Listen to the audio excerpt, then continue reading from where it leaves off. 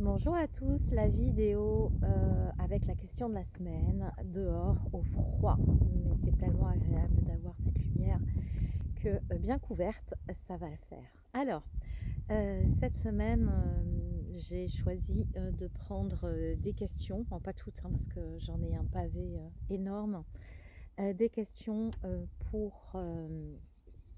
qui font suite à une formation que je propose pour accéder à son Akash, à ses archives akashiques, à son Akash humain, comme j'ai plaisir à l'appeler. Et Marine me demande si pour ouvrir ses archives akashiques, est-ce qu'il faut déjà maîtriser la méditation? Alors, maîtriser la méditation. Quel grand terme. Est-ce que quelqu'un maîtrise la méditation? Je ne sais pas s'il y a des maîtres réalisés sur cette terre, en tout cas des maîtres zen, des maîtres méditation. Est-ce qu'ils maîtrisent la méditation?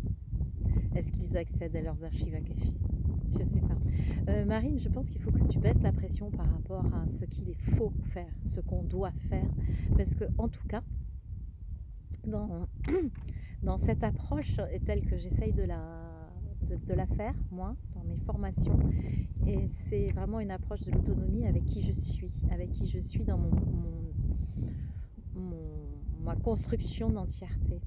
Et la méditation, ça peut être une aide parce que tu es dans un état de conscience particulier où tu es invité à déposer le mental à côté de toi.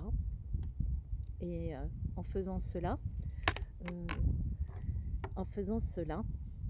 tu ouvres une porte, une accessibilité à une autre partie de toi qui te relie avec ton intuition, ta conscience supérieure. Et effectivement, cette partie de toi est plus à même de prendre le chemin qui va te guider vers comment dire, le livre de ton âme, si tu veux. Ok.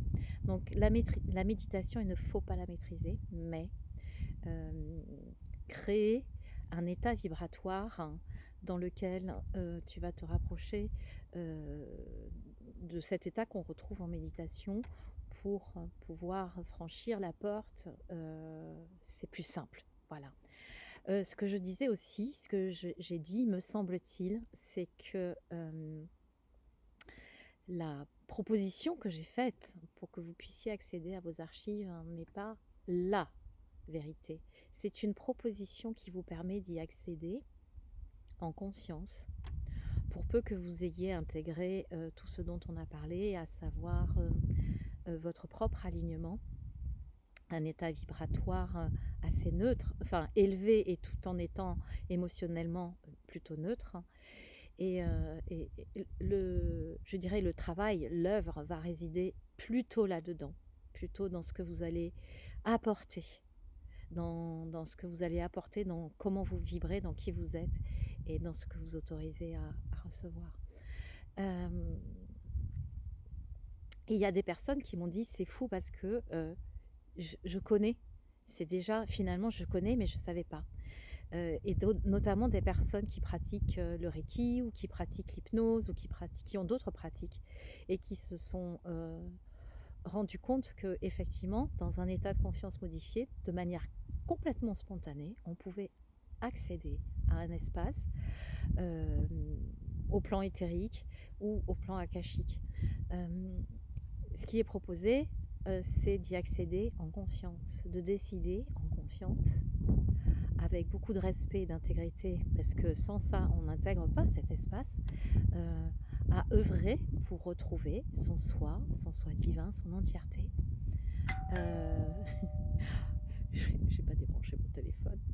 Dans cet espace, voilà. Bref, j'espère que ça a répondu à ta question, Marine. Tout ça pour te dire il ne faut pas maîtriser, heureusement.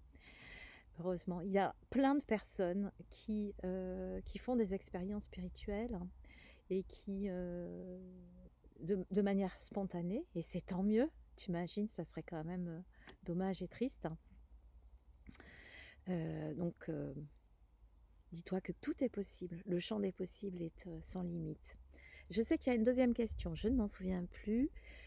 Tu parlais, je vais utiliser de gros guillemets, d'accélérateur, d'activateur de chakra, c'est le Palo Santo, c'est bien ça. Je n'ai aucun souvenir d'avoir parlé de ça. Il me semble que quand j'ai parlé de chakra, je parlais du 7e et du 8e, l'étoile de l'âme, que je ressentais bien physiquement et que ça facilite effectivement la connexion. Mais je n'ai pas parlé ni du Palo Santo à ce sujet-là. Oups, on va couper le son. J'ai parlé du Palo Santo ou de la sauge ou d'autres choses qui vous permettent, vous, de vous préparer, de nettoyer vos énergies auriques, de nettoyer votre aura pour être dans l'état approprié avant de commencer ce travail dans les archives. Donc, dans ma routine, dans ma routine beauté, j'intègre le nettoyage de l'aura. Ça peut être avec l'Aqua di Florida, ça peut être avec de l'eau de Palo Santo. J'aime beaucoup l'odeur du Palo Santo, bien évidemment, et je sauge très régulièrement parce que ça nettoie toutes les énergies basses et négatives. Et que dans cet espace-là, on laisse de côté tout ce qu'il y a de dense. Et c'est plus facile quand on commence à le faire physiquement. Nettoyer son aura, on peut même le sentir physiquement avec la sauge, avec le Palo Santo et avec l'Aqua di Florida. Voilà. Est-ce que j'ai d'autres questions? Ou est-ce qu'il y a d'autres types d'encens, voire combinaisons de pierres, etc. Alors, moi, j'ai une devise, elle est très personnelle. Si elle ne vous plaît pas, ne prenez pas. Moi, j'ai une devise, c'est que la clé est dans la simplicité. Et là, tu me demandes s'il me faut une association d'encens, de pierres, de machin, de trucs, de bidules. Et là, je trouve qu'on est vraiment dans le faire. Et même si c'est intéressant d'utiliser, excusez-moi, je suis gelée, même si c'est intéressant d'utiliser certains encens, certains produits pour se nettoyer, de mon point de vue, si on fait tout ça, à force, on va créer du fer et on va faire. Alors après l'ère de l'avoir, ça y est, maintenant on a compris que l'avoir, c'était pas un sens en soi, c'était pas le but de la vie, qu'on n'était pas là pour ramasser, etc. Mais c'est pas pour passer dans le faire. Je fais.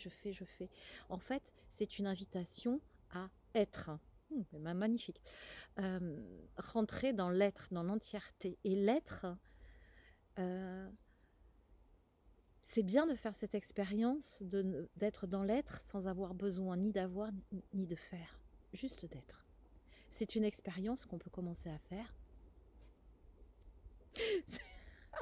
Je suis prise à mon propre piège. C'est une expérience d'être. Juste. Voilà. Donc du coup, je réponds pas vraiment à ta question. Je réponds à ta question sans y répondre en te disant fais ce que tu veux. Utilise toutes les pratiques que tu veux. Fais-toi tes petites routines, tes petits rituels si tu penses que cela peut t'aider. Mais n'oublie pas que l'importance, finalement, c'est plutôt une posture intérieure. Ah, des oiseaux. C'est une posture intérieure qui te rapproche de cet état de sérénité, de paix dans lesquels tu peux retrouver des résonances avec certains moments de ta vie. Va chercher ça. C'est dans ma vie, qu'est-ce que j'ai vécu qui m'a apporté cet état de non-dualité où je me sentais particulièrement bien. Reconnecte avec ça et en reconnectant avec ça, je pense que tu auras beaucoup plus de facilité à accéder qu'en faisant de tout tas de petites choses avec les pierres ci, les pierres machin, etc. Après, je ne suis pas super spécialiste en lithothérapie. J'ai vu que tu avais posé une question par rapport à ça. Taratata, j'ai une combinaison de pierres. Écoute, je pense que J'ai rien de plus à dire là-dessus. Moi, je sais que j'aime bien le cristal de roche, j'aime bien le quartz parce que c'est une pierre qui peut être complètement neutre et qui va juste avoir l'énergie avec laquelle tu vas la charger. Et je préfère avoir des pierres neutres avec lesquelles je charge une énergie complètement inconditionnelle. Voilà, mais bon, ça c'est encore un autre sujet. Et là, tu me mets, je voulais aussi proposer, ah oui, mais ça c'est proposer un atelier de chant spontané aux personnes qui ont participé au stage de... Bonjour, j'ai pas qui disent bonjour. Je voulais aussi proposer un atelier de chant spontané aux filles de samedi. Et à toi si ça t'intéresse. Voilà. Oui, alors c'est vrai que ça soulève quelque chose ça soulève un sujet, donc oui, avec plaisir, hein. Moi tout ce qui est chant, vibration élevée, chant lyrique, je suis fan, donc je ne sais pas comment ça peut s'organiser, mais par avance je serais ravie de pouvoir participer d'une manière ou d'une autre.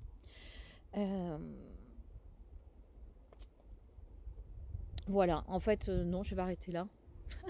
Je vais arrêter là. Je posterai ça de retour à Bordeaux, puisque j'ai des rendez-vous, je reprends les rendez-vous ce soir. Et je n'ai pas fait de guidance de pleine lune. Bah, pourquoi? Parce que j'ai bossé comme une folle pour la pleine lune et que je l'ai senti passer. Je l'ai senti passer. Cette pleine lune de construction, reconstruction. En plus, je suis Sagittaire, donc là, ça a été folklorique et fatigant. Voilà, donc ça c'était les questions de la semaine. Donc du coup, je ne sais pas comment je vais intituler tout ça. Si ça vous plaît, eh bien n'hésitez pas à vous abonner. N'hésitez pas à vous abonner. Surtout parce que on m'a demandé beaucoup de méditations, que les méditations je les fais de manière très spontanée, donc je sais pas ce que je dis. Et ce week-end on m'a dit ah mais t'as pas enregistré, donc dimanche j'ai enregistré des méditations pour vous accompagner à ouvrir vos archives akashiques, mais pas que, ça peut être pour plein d'autres choses. Donc je les mets en accès gratuit, bien évidemment, puisque c'est du partage. En revanche, soyez indulgents parce que moi je fais pas, faudrait peut-être que je le fasse, mais je fais les méditations en groupe quand j'ai du monde autour de moi. Et ce qui fait que peut-être que la qualité sonore ne sera pas celle du studio, mais c'est que c'est plus facile et je préfère faire des méditations spontanées quand j'ai du monde autour de moi. Voilà pourquoi. Bon, et bien sûr je vais aller mettre un manteau supplémentaire, me promener, reprendre encore plein de vitamine D, hein, de belles énergies. Je vous souhaite à tous le meilleur, quel qu'il soit pour vous. En tout cas, je vous souhaite votre meilleur pour être au mieux avec qui vous êtes. Je vous embrasse très très fort et je vous dis à très très vite. Au revoir.